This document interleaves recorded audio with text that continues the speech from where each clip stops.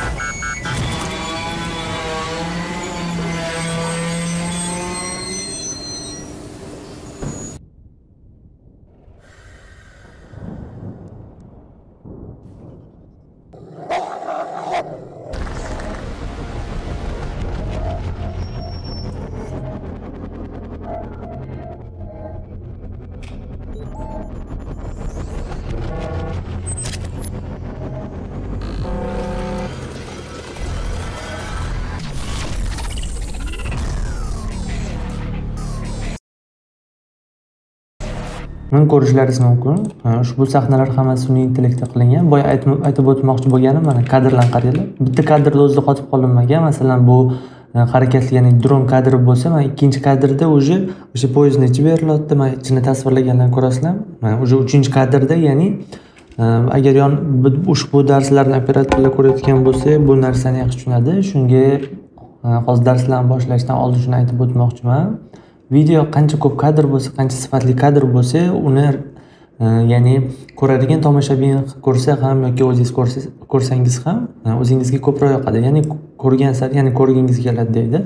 Shunga qancha ko'proq kadr bo'lsa, shuncha zo'r. Masalan, hozir bu yerda 1 minutlik bo'libdi, ishlatgan bo'lsa, bir 30 ta, 20 tacha yoki 15 tacha ishlatilgan bo'lishi mumkin, lekin birinchi o'rinda keyin ssenariyga bog'liq.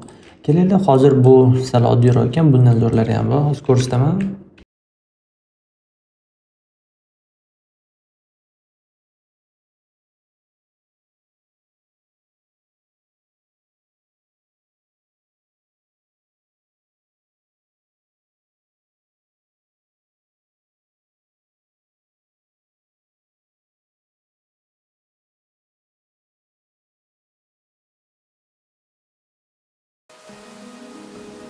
Mana bu ushbu ko'rib turganingiz, ya'ni multfilm sifatida qilib yasallangan. Hammasi sun'iy intellektda qilingan, ya'ni noldan. Ko'rib turibsizlar.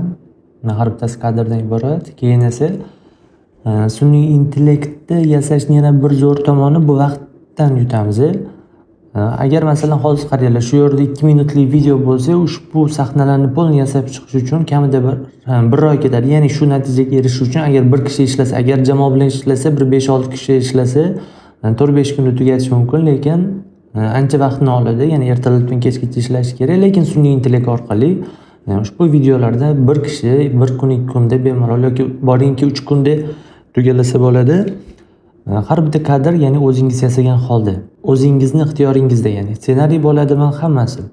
Ya'ni sun'iy intellekt orqali biz shunday natijalarga erishishimiz mumkin. Ko'rib turibsizlar, даже hech qanaqa bir ajralib turadigan, ya'ni bir oddiy yoki bir qanaqadir beginner darajadagi video emas, advanced, ya'ni bu hali sun'iy intellekt chiqqaniga 1-2 yil bo'lgan bo'lsa, ya'ni ommalashganiga 1-2 yil bo'ladigan bo'lsa, ushbu natijalarga erishyapti. Shunga maslahatim, bugundan boshlang yoki ertadan boshlang, lekin baribir sun'iy intellektni boshlashingiz kerak. Chunki keyingi 1 yil yoki keyingi 3 yil, keyingi 10 yilda nima bo'lishini bilmaymiz.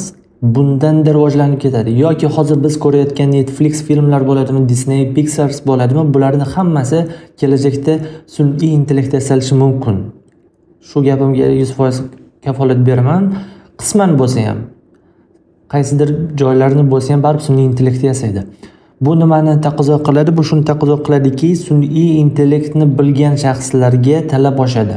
Hozirgi kunda masalan oramizda ko'pchilik grafik dasturlarni o'rganadi, Unreal'ni o'rganadi, Blender o'rganadi, 3D Max o'rganadi. To'g'ri, bularni o'rganish kerak, lekin shu bilan bir qatorda sun'iy intellektdan ham foydalanishni o'rganib borish kerak. Chunki zamon shuni taqozo qilmoqda. Eski stilda qotib qolmaslik kerak.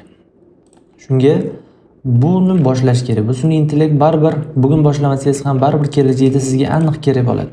Men ko'rib turibsizlarmi? Даже realdan уже men ancha bir xil. Men bu fixlarni qaranglar, даже sun'iy intellektda biz bundan da yana yaxshiroq natijaga erishishimiz mumkin. Prosta bizga birinchi o'rinda nima kerak bo'ladi? Birinchi o'rinda sabr kerak bo'ladi. Xudo xolasa darslarimiz davomida shunaqa videolarni qanday yasashlar bo'yicha o'rgatib ketamiz. Keyin boshida biz reklamada ham aytdik, ya'ni ushbu darslarimizda biz hech qanday grafik dasturlardan foydalanmagan holda dedik. Bu degani grafik dasturlar bular Blender yoki Maya yoki Unreal Engine'lardan foydalanmaymiz, faqat Adobe Premiere yoki Adobe After'dan foydalanamiz, chunki bizning kadrlarimiz bo'ladi. O'sha kadrlarni biz birlashtirishimiz kerak. Boya aytib o'tmoqchi bo'lganim, 5 sekund, 10 sekundlik kadrlarni biz birlashtirib, undan videolar yasaymiz. Shunga montaj uchun programma kerak. Adobe Premiere'dan foydalanish maslahat beraman. CapCut'dan ko'ra ancha professional, televideniya butun dunyo bo'yicha tan olingan dastur Adobe Premiere. Agar bilmasangiz o'rganib, ushbu dasturni ham birga olib ketsangiz bo'ladi. Keyin Adobe Premiere'dan keyin Adobe Photoshop kerak bo'ladi mana. Ushbu ko'rib turgan sahnangizdan ham sun'iy intellektda yasalgan noldan. Bularni hali dars davomida ko'rsatamiz. Bu darsimiz kirish bo'lgani uchun. Keyin bu darslarimiz davomida xudo xolasa 7 ta bo'ladimi, 10 ta bo'ladimi, 20 ta bo'ladimi, lekin puxta o'rganishga harakat qilamiz. Shu bois ushbu darslarimizda ketma-ket kuzatinglar. Agar iloji bo'lsa do'stlaringizga yoki tanishlaringizga tavsiya bering ushbu darslarni, ya'ni qancha ko'proq odam foydalansa, xudo xolasa ancha manfaatli bo'ladi. Keyin qaranglar. Ushbu darslarimizda biz bitta, ikkita yoki 3 ta sun'iy intellekt bilan cheklanib qolmaymiz. Ya'ni sun'iy intellekt har kuni kundan kunga tobora rivojlanib bormoqda. Bugun o'rgangan narsamiz ertaga eskirib qolishi mumkin. Shunga biz to'xtab qolmaymiz. Yangi sun'iy intellekt chiqsa, uni ham o'rganamiz, uni tahlil qilamiz. Shunga ushbu sun'iy intellektlar hozir saytlarda iborat. Bu sun'iy intellektlarni ko'pini tekin ishlatsa ham bo'ladi, pullisini ham ishlatsa bo'ladi. Lekin pulli ishlatsa qaysidir tomonlari to'g'ri, pulli tomonlari bo'ladi. Tekin ishlatsa ham uni masalan qisman yaxshiroq natijaga erishish mumkin. Bularni ham hali ko'rib chiqamiz, chunki oramizda hamma ham pullisini ishlata olmasligi mumkin. Shunga bularni qaysi tekin, qaysi pulli bilan ko'rib chiqamiz. Demak, ushbu sun'iy intellekt orqali siz nafaqat videorolik, nafaqat multfilm, hattoki agar qurbingiz yetsa, jamoa bo'lsa 1 soatli, 2 soatli filmlar ham yasash mumkin. To'g'ri eshitdingiz, 1 soatli, 2 soatli yasash mumkin. Chunki hozirgi kunda agar YouTube'ga qidirib ko'rsalaringiz 2 soatli multfilm yasalgan sun'iy intellekt orqali. Shunga bu sohani baribir o'rganish kerak. Men ko'rib turibsizlar, hozir bu darslar hammasida ekan. Shunga bundan foydalanib o'rganishlaringizni iltimos qilib qolamiz. Xudo xolasa keyingi darslarda endi tobora chuqurlashib ko'rib boramiz. Ushbu darsimiz kirishdan iborat edi. Keyingi darslarda ko'rishguncha